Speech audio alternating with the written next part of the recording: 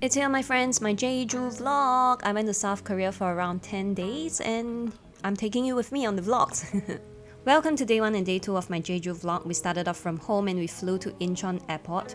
From there, we had a break, ate some lunch, and we traveled via the AREX train all the way to the Gimpo Airport. And then we waited again because our flight was delayed. And after some delays, we finally found ourselves in the land of Halabong, Black Pork, and Haenyos, Jeju Island! We were greeted by 2 tall harubangs upon arrival, which was cute, and we took an airport transfer from the airport to our first Airbnb. It was cherry blossom season, and let me tell you, the view was spectacular. The cherry blossoms were a few days shy of being in full bloom, but that does not take away a single ounce of how beautiful they looked. I loved how they strategically placed so many cherry blossom trees in the vicinity of the airport. Looking at all the cherry blossoms just put you in such a happy and high-spirited mood. The cherry blossoms just kind of takes your breath away because of how beautiful it looks. Yep, you're right, I'm forcing you to look at these cherry blossoms, but looking at the cherry blossoms just made me feel so grateful, like a what a time to be alive moment. Shortly after we arrived at the first Airbnb of our stay, it is called the Haenyo Homestay. The property was tucked away from the hustle and bustle of the island. Now let me give you a quick tour of our apartment. You will be greeted by a painting when you walk in, and towards the left there will be a kitchen. The kitchen was fairly well equipped. And here is the dining table, which I made the most use of. There is only one table in the whole apartment. There was also a spacious living room area, which I did not make use of, although there was a TV and there was just some cushions for you to chill on.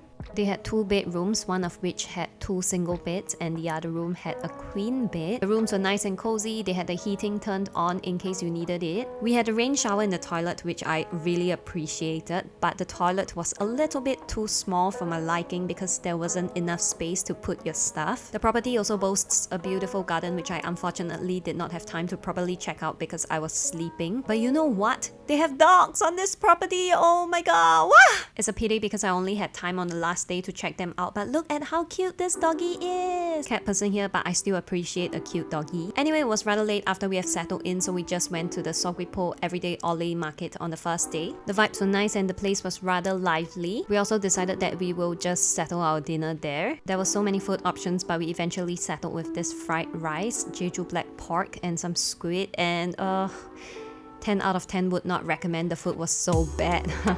And here we are, day 2 of our trip to Jeju Island. This is the first official full day we will be spending on the island. The roads of Jeju, although they might be long and winding, but they were so pretty. There were orange trees out of nowhere in the middle of the road, and I really liked that. Our first stop was the jeongbang waterfalls. Woo! You do need a ticket to get into the place though. It is apparently one of Jeju-do's top 3 waterfalls, oh my god. And it is the only fall in Korea where water falls directly into the sea. Cool, huh? You do need to walk a short distance before you reach the waterfall, but the view along the way is pretty amazing, I would say. Oh, also trash cans were as rare as a legendary Pokemon in Korea, so here's the picture of one. There were some haenyos along the way and we decided to check them out. And are you ready for the waterfall? 3, 2, 1, here it is! Whoa! I have to say the waterfall is indeed pretty spectacular. It was just a waterfall, but I guess it was quite okay. I mean, it is the only waterfall that falls directly into the sea, so... Oh. Anyway, of course we need some pictures to prove that we've been there, right? So, picture time! On the way to our next destination, we passed by a Korean folk village. I'm not really interested in Korean folk villages, but I guess it would be nice to take some footage of it, so in case when I look back, I can remember that we drove past a Korean folk village. Anyway, our next destination came as a surprise to me because I remember only vaguely mentioning it to our driver. I didn't really expect him to bring us there. Anyhow, it was a place I wanted to go so bad, but it is the noksan-ro flower road! Ah! It's my second favorite place in the whole entire trip. You can see cherry blossoms and canola flowers in the same place. Background picture credit to Google, but it was so pretty. Nothing can describe how happy I was here. I really want to come back here again when the flowers are in full bloom. By the way, I really like the roads of Jeju. Canola fields randomly everywhere along the roads. Because we had some extra time to spare, our driver brought us to our next destination. I have no idea where this place is.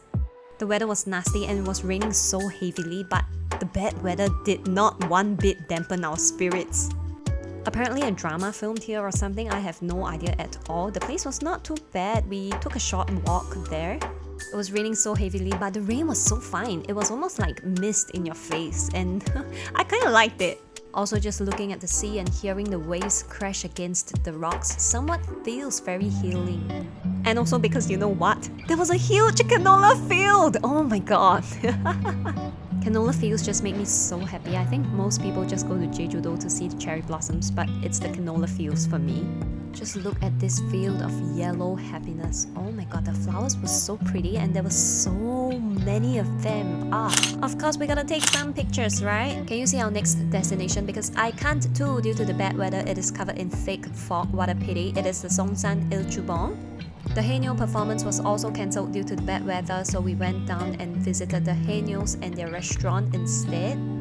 Ooh, look at the seongsan ilchubong. I imagine it must be so majestic when the weather is good. I really want to come back here the next time if I have a chance. Also, can this be considered a tiny beach or what? Because it looks so pretty. Also, we paid 30,000 won to try some freshly caught conch. Ooh, we ate it raw and it was quite an experience. And then we had lunch at my second favorite restaurant of the whole entire trip. It is called the myeongjin jeongbang. There were only 4 items on the menu. It was quite a crazy place because there were so many people and everything moved at such a fast pace.